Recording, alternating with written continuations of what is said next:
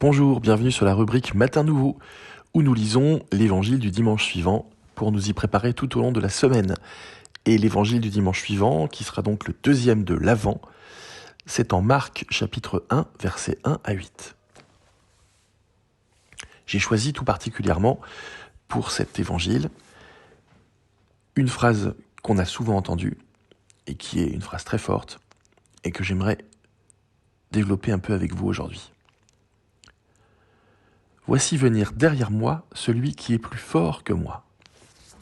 C'est une phrase qui est dite par Jean le baptiseur, Jean l'immergeur, Jean qu'on appelle souvent Jean-Baptiste. Jean qui, tout au long de son court ministère, de sa courte vie publique, va préparer le peuple à la venue de quelqu'un de différent, de plus grand, de plus puissant que lui.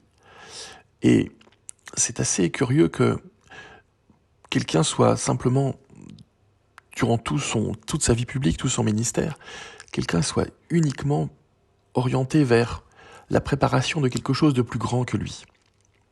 Mais au fond, quand on y réfléchit, on se dit que toutes nos vies ne sont-elles pas un peu semblables à ce type d'orientation ? Sur un plan strictement humain, factuel, habituel, au fond, nous préparons notre monde à la venue d'une génération dont nous espérons qu'elle sera plus grande que nous. Nous travaillons pour plus que nous-mêmes, pour plus grand que nous-mêmes, pour après nous-mêmes, sans en avoir pleinement conscience. Et au fond, lorsque nous en avons conscience, lorsque nous le faisons, non pas simplement parce qu'il faut bien travailler, ou parce qu'il faut bien être dans ce monde et faire des choses, lorsque nous le faisons en ayant parfaitement conscience de l'héritage que nous laisserons après nous, sur cette terre, l'héritage des valeurs, l'héritage du mode de vie, de la société. Lorsque nous le faisons d'une façon plus consciente, alors je crois que nous le faisons d'une façon plus efficace, et nous recevons notre vie comme une véritable mission. Pour Jean, il est évident qu'il perçoit, plus ou moins consciemment, qu'après lui viendra quelqu'un qui va marquer une rupture, un changement total de mode de fonctionnement. C'est le fameux Messie annoncé. Et Jean pressent bien qu'après lui, il y aura le Messie. Alors toute sa vie va être d'orienter les regards, d'orienter les attentions, non pas vers lui, mais vers celui qui vient.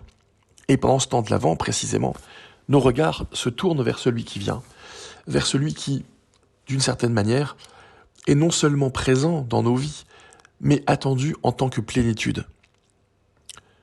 Si, tout au long de mon existence, je prends cette double conscience que Jésus est à la fois celui qui est présent et celui qui est annoncé. Il est présent en tant que une forme de présence très discrète, mais très réelle, au cœur des vies de chacun, et puis dans les sacrements aussi. Mais qu'il est celui qui est attendu comme plénitude. C'est comme si, en fait, nous faisions une rencontre, peut-être un peu à distance, peut-être pas tout à fait aussi intense que nous le souhaiterions, en tout cas d'instant en instant. Mais nous préparons cette rencontre, ce cœur à cœur, ce face à face, qui lui sera extrêmement intense et extrêmement puissant.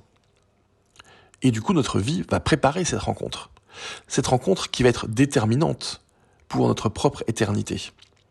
Cette rencontre qui va nous permettre de goûter tout ce que nous avons toujours cherché et que nous avons parfois obtenu, mais de façon très partielle et un peu en pointillé, tout au long de notre existence. Notre vie apparaît donc comme une préparation à quelque chose de plus grand que ce qu'elle a vécu. Et ça me semble intéressant de vivre notre vie comme ça, parce que notre vie, du coup, n'est pas sa propre mesure, elle ne se suffit pas à elle-même. Elle pose les jalons, elle pose les bases de quelque chose de vraiment extraordinaire, dont on peut déjà goûter vraiment des prémices dès ici-bas. Mais ça nous évite aussi dans nos esprits, dans nos façons de fonctionner, de faire une séparation trop grande entre la vie de maintenant et la vie de plus tard. La vie de plus tard commence maintenant.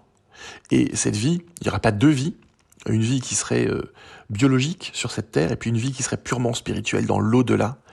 Mais il s'agit bel et bien d'une véritable vie unique qui prend différentes formes. Et donc tout ce que nous pourrons faire, tout ce que nous pourrons dire, tout ce que nous pourrons construire, tout ce que nous pourrons découvrir de nous-mêmes et goûter dans cette vie, des germes de la vie éternelle, eh bien c'est autant de bases solide que nous posons pour continuer notre chemin.